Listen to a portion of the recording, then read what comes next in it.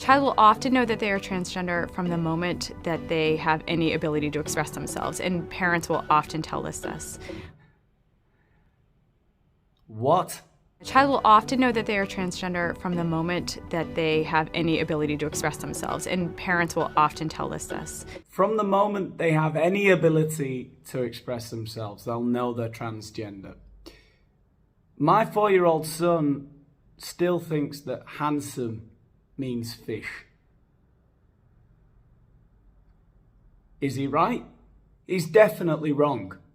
I am 33 and I know that handsome does not mean fish. Should I stop telling him he's wrong? Because handsome can mean fish. It really doesn't, but can it now? We have parents who tell us that their kids, they knew from the minute they were born practically. From the minute they were born.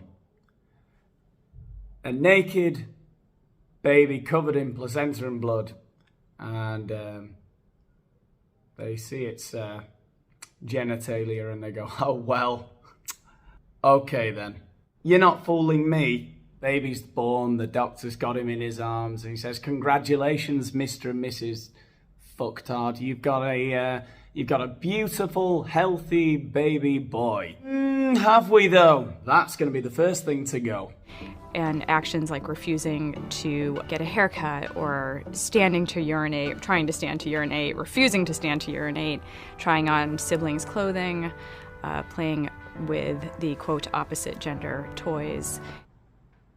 Whoa, steady on the old air quotations there. Isn't your job the director of gender multi-speciality service? So this is how you know that your kid is transgender, if gender is a real thing. The opposite gender, there are no genders. There are a million genders, but there are also no genders.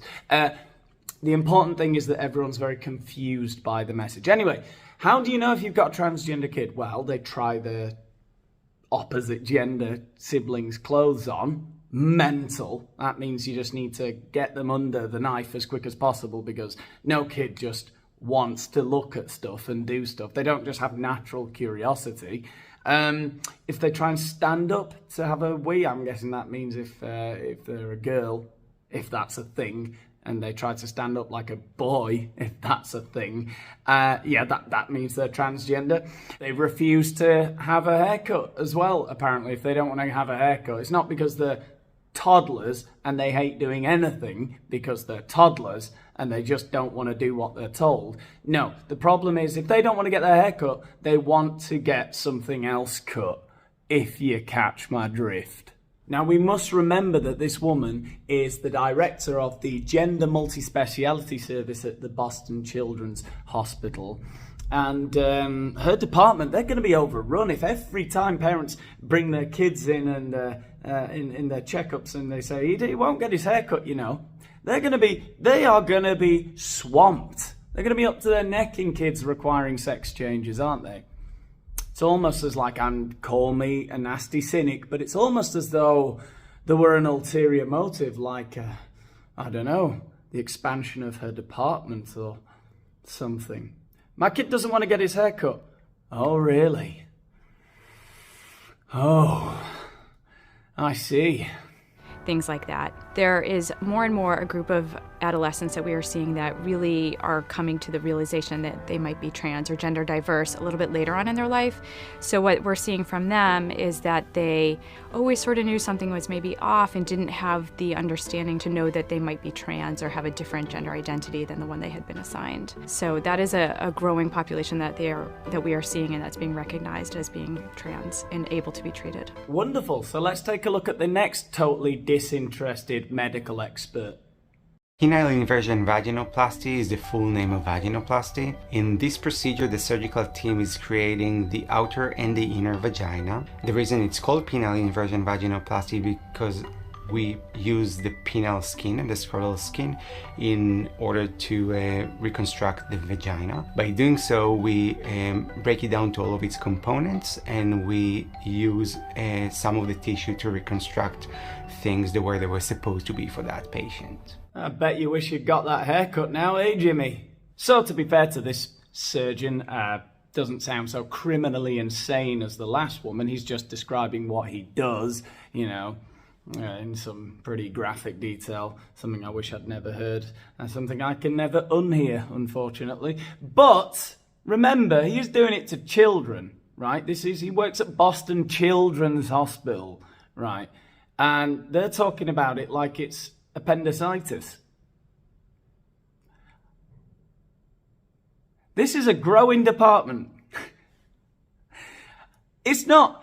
I know he's just telling us what he does, literally, right? But remember, his colleague and the director of that department, if you tell her that your kid doesn't want to get a haircut, she says, well, maybe we should cut his balls off instead. I'm a clinical psychologist by training, and I am the director of the Yale Gender Program, which is an interdisciplinary program working with gender-expansive individuals, 3 to 25, and their families. We help individuals who are questioning their gender identity or who identify as transgender or non-binary. I wonder what the conclusion is every single time. You know, because they say they're helping people who have sort of gender dysphoria, they're confused about who they are. Do they ever try and just sit down and talk to them and say, well, you know, maybe that's not the best answer, you know, changing your genitalia. Maybe not, right? Maybe it is, but maybe not. Do they always arrive at the same conclusion? That yes, do it. That's what I want to know. Because it sounds like it when I hear these experts. It sounds like a lot of them sort of go, yep, that's it. He doesn't want to get his hair cut. Yeah, oh God, get him. I will book him in for next week. Routine. You know, you just, like that man said, do all that stuff. We help them with their gender journey, thinking through the risks and the benefits of medical intervention. Okay, fair enough. She says that she does do a risk-benefit analysis with her patients. And I guess if that's true, you know, if they are very blunt about it, but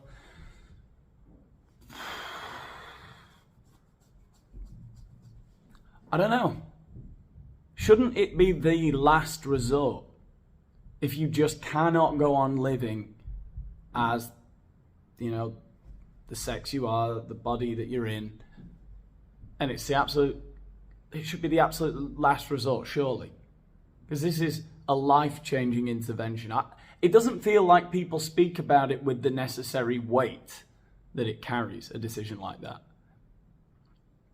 I don't know, because I'm not there in those meetings. I don't know what she says to her patients. But it doesn't sound, they talk about it like it's, well, you know, it's like getting a dog. Well, you must think about, you've got to get up and take it out for walks and all of that. You're having unnecessary surgery. As in, it's not life-saving. It should surely be the last resort. You should be trying to talk people out of it until you can see, well, there's no other option. They cannot go on living as this person. Well, okay, your choice. You do it, right? Also, what age? As soon as they can express themselves, you're going to have that conversation with them. As soon as they can express themselves in any way, I'm going to explain how you can get ingrowing hairs in your new vagina.